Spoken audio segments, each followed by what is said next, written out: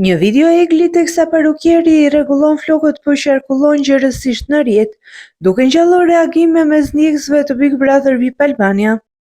Në video ndërsa parukjeri kujdesej për pamjen e saj, i tha të ka marrë inat. Egli e habitur e pyeti për arsyen, ndërsa ai u përgjigj, "Jashtë s'u kujtove fare për mua." Egli menjëherë u mbrojt, duke thënë se jo, e ke gabim, ne kemi folur në telefon. Egli vazhdoi të shpjegonte, "Unë nuk kam dalë fare nga shtëpia, vetëm kush më ka ardhur të më takojë në shtëpi." Në atë moment dëgjohet një zë nga produksioni që i thot, "Egli kujdes mikrofonin."